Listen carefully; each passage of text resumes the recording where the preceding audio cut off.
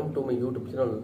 Today we will discuss about the 15 minutes routine Anthony Trollope used to write 40 plus books. Beginning with his first novel in 1847, Anthony Trollope wrote an incredible piece. Over the next 38 years, he published 47 novels, 18 works of non-fiction, 12 short stories, 2 plays, and an assortment of the article and letters. Trollope achieved his incredible productivity by writing in 15 minutes intervals for 3 hours per day. His strategy is explained in Mason Curie Books Daily Readers audiobooks. It had at this time become my custom, and it is still my custom, though of late I have become a little lenient of myself to write with my watch before me and to take care of myself 250 words every quarter of an hour. This division of time allowed me to produce over 10 pages of an ordinary novels volume a day, and if kept up though then 10 months would have given at its results 3 novels of 3 volumes each in year. Anthony Trollope's approach may seem simple on the surface, but there is more going on here than it may appear at first glance. Let's break down why his strategy allowed the author to be productive and how we can use it in our own lives. If you want more practical ideas for breaking bad habits and creating good habits, check out my book Atomic Habits, which will show you how small changes in habits can lead to remarkable results. The problem with big projects. When it becomes to getting things done, I have experienced the best results when I rank my priorities based on their true importance and do the most important things first.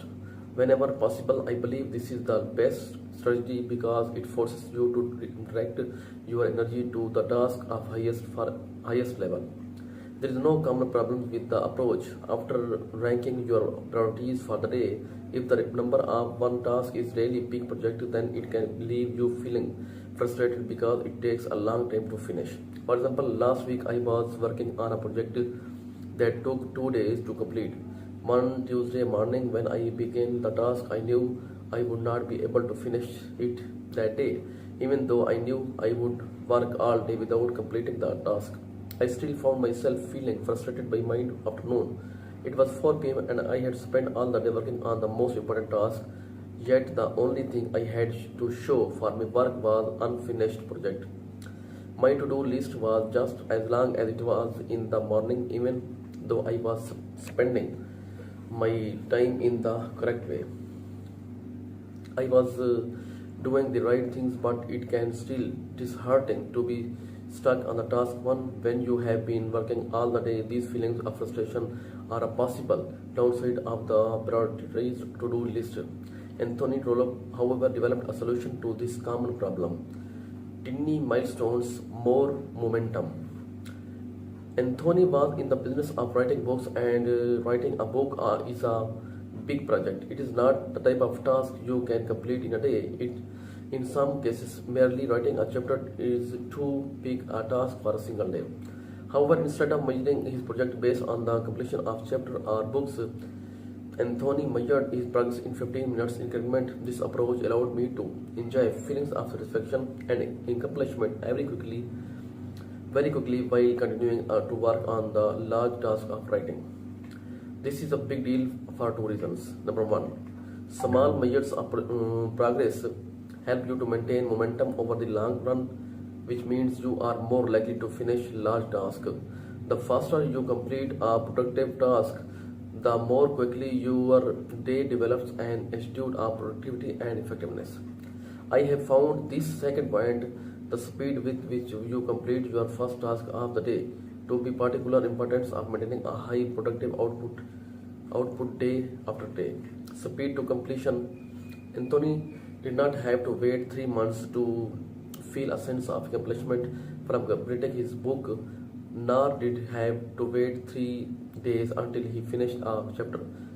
Every 15 minutes, he could check his progress. If he wrote 250 words, he could mentally check the time block of his list and feel a sense of immediate accomplishment.